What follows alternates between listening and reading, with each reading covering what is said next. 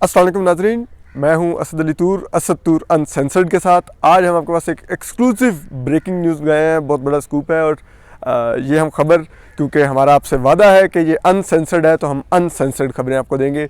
तो ये बड़ी खबर है जो आज से 3 रोज़ कबल, जब मंगल के रोज़ ख्वाजा आसिफ को नैब ने गिरफ़्तार किया, तो मरीम नवाज़ ने एक बाहर आके एक टॉक की और उन्होंने कहा कि ख्वाजा आसिफ को किसी ने कहा था कि आप नवाज़ शरीफ को छोड़ दें, उनसे अलहदगी का ऐलान करें, वरना आपके पीछे नैब होगी और आपको नैब गिरफ़्तार करेगी।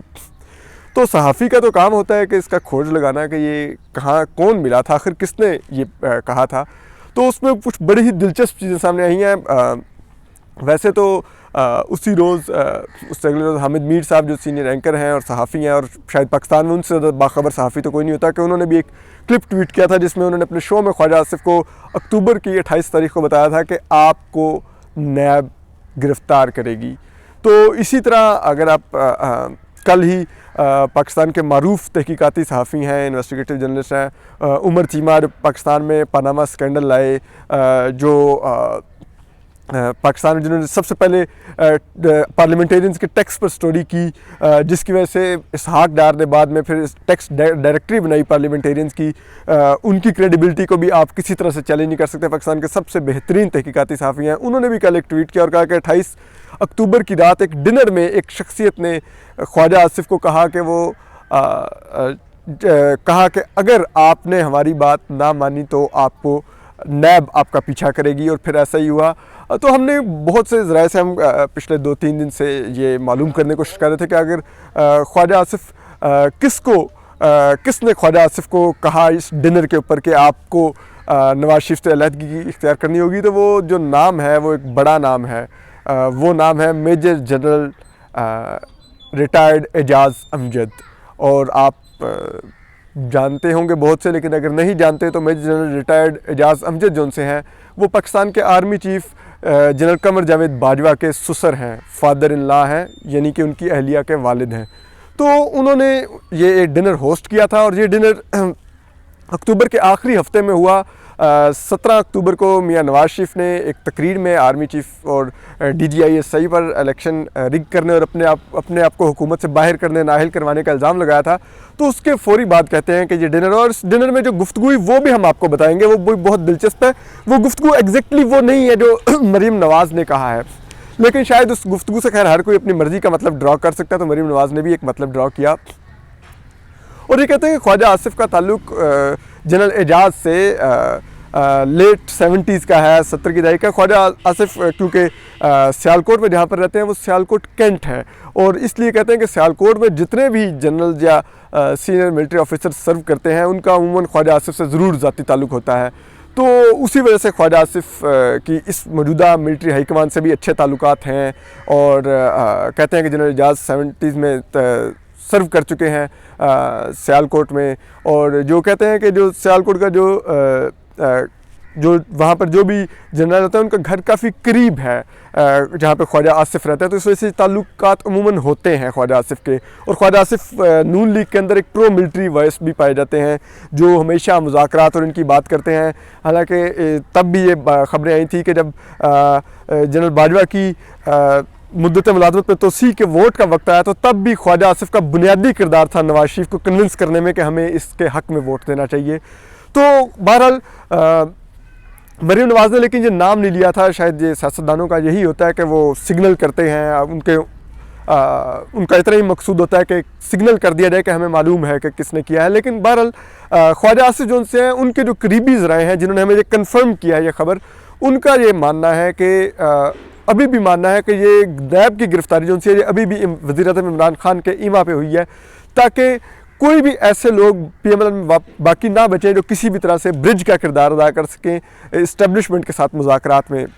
तो अब हम आपको बताते हैं कि इस जो मुलाकात थी, ये जो डिनर था, इसमें क्या क्या गुफ्तगू। इसमें ख्वाजा साहब के साथ राना तनवीर भी थे, लेकिन ज़्यादातर जो मुलाकात में जो मुखातिब थे मेज़बान के, जनरल एजाज़ जो कि मेज़बान थे, उनके जो मुखातिब थे वो ख्वाजा आसिफ रहे उस मुलाकात में ज़्यादातर। और उन्होंने ख्वाजा आसिफ को ये तो नहीं कहा कि आप नून लीग छोड़ दें या मियां नवाज शरीफ से अलहदगी कर दें, लेकिन उन्होंने मियां ख्वाजा साहब को कहा कि आप एक बयान जारी करें या एक प्रेस कॉन्फ्रेंस करें जिसमें आप कहें कि मियां साहब को जनरल बाजवा का नाम नहीं लेना चाहिए था।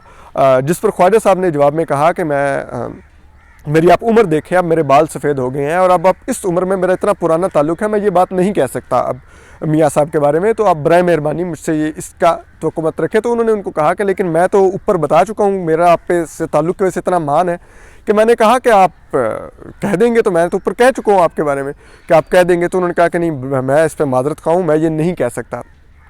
तो जिस पर उन्हें कहा गया, दो चीज़ें उनको कही गई। एक, उनको कहा गया कि आप एक हफ़्ता ले लें, सोच लें, आपके पास एक हफ़्ता है। अदरवाइज़ दो चीज़ें उन्हें कही गई कि एक तो नैब फिर आपके पीछे होगी, और दूसरा उन्हें कहा गया कि ख्वाजा साहब कहते हैं कि जो सियालकोट में जहाँ पर रहते हैं वहाँ पर कोई ख्वाजा साहब की कोई ज़मीन है जो कैंट में आती है, जो कमर्शियल ज़मीन बनती है, लेकिन वो कमर्शियल हो नहीं पा रही क्योंकि वो कंटोनमेंट का एरिया है। तो ख्वाजा साहब बहुत ख्वाहिश रखते हैं कि वो ज़मीन कमर्शियल हो जाए। तो शायद उन्होंने किसी और मुलाकात में, इससे पिछली मुलाकात में ये दरख्वास्त की होगी कि आप अगर सिफारिश करें तो मेरी वो प्लाट कमर्शियल हो जाएगा। जो अगर कमर्शियल हो जाए तो कहते हैं कि वो अरबों का हो जाएगा। तो उन्हें यह भी कहा गया कि फिर वो प्लाट भी आपका कभी कमर्शियल नहीं होगा, आप याद रखिए। तो बहरहाल ख्वाजा साहब वहाँ से उन्होंने माजरत की और वो आ गए, और उसके बाद अब इस बात को तकरीबन 2 माह होने वाले हैं। तो उसके बाद अभी नैब ने ख्वाजा आसिफ को गिरफ़्तार कर लिया है। ख्वाजा आसिफ अब एक जेल में है, और इससे पहले भी आप जानते हैं कि ख्वाजा आसिफ कह चुके हैं कि वो ऑन रिकॉर्ड हामिद मीर साहब को इंटरव्यू में कह चुके हैं कि उन्होंने मैसेज किया था आर्मी चीफ़ को इलेक्शन की रात के, मेरे जिसे कहते हैं मेरा रिज़ल्ट बदला जा रहा है, मेरे साथ धांधली हो रही है, तो जिस पर उन्होंने कहा था कि सब ठीक हो जाएगा। फिर बार ख्वाजा आसिफ इलेक्शन जीत के तो और हम ये जानते हैं कि वज़ीर-ए-आज़म इमरान खान भी ख्वाहिश रखते हैं एक अरसे से कि ख्वाजा आसिफ जेल में जाएँ। वो जो पिछले DGFI है बशीर मेमन थे, उन्होंने ऑन रिकॉर्ड मतीउल्लाह जान को, जो सीनियर सहाफ़ी हैं, उनको इंटरव्यू में कहा कि वज़ीर-ए-आज़म की उनसे तलखी हुई। वज़ीर-ए-आज़म ने उनको कहा कि आप इनको ट्रीज़न केस में, जो गद्दारी के मुकदमे में इनको आप चार्ज करें। तो उन्होंने कहा कि इनके खिलाफ गद्दारी का मुकदमा बनता ही नहीं है, कोई सबूत नहीं है, कुछ नहीं है। लेकिन बहरहाल तो एक ख्वाहिश तो थी एक अरसे से वज़ीर-ए-आज़म की। वज़ीर-ए-आज़म बहुत दफ़ा एम्बेरस हुए ख्वाजा आसिफ के हाथों कौमी असम्बली में पिछले दौर में। तो फिर कहीं ना कहीं वज़ीर-ए-आज़म के दिल में उनके बारे में ग्रज तो है। तो ख्वाजा आसिफ अब नैब की हिरासत में है, और यही आज की सबसे बड़ी खबर थी। हमने कहा कि ये अनसेंसर्ड खबर लाएं। और वैसे ये भी एक आपको चीज़ दिलचस्प बताते चलें कि कहते हैं कि जो साबिक वज़ीर-ए-आज़म नवाज शरीफ हैं, जो अब ये इल्ज़ामात लगा रहे हैं, कहते हैं कि उनके भी जनरल एजाज से ज़ाती ताल्लुकात काफ़ी वैसे एक दौर में अच्छे रहे हैं। 90 की दहाई में जनरल एजाज जो उस वक्त के army chief general Mirza Aslam Beg थे, उनके चीफ़ ऑफ स्टाफ भी रहे हैं। तो कहते हैं कि उस वजह से भी मियाँ साहब के उनके साथ काफ़ी अच्छे ताल्लुकात रहे हैं। बैरूनी दौरों से कहते हैं कि उनके लिए अच्छे तोहफे भी लाते थे। तो ये एक ताल्लुक़ तो है। तो जनरल एजाज शायद एक अच्छी नीयत से ही ये कर रहे होंगे कि टेम्परेचर ऊपर ना जाए और कोई ना कोई बात की सूरत निकले। और ख्वाजा साहब भी एक बात करने वाली ही शख्सियत हैं जो डायलॉग की हिमायत करते हैं। लेकिन अब फ़िलहाल ये डायलॉग का रास्ता रुकता नज़र आ रहा है।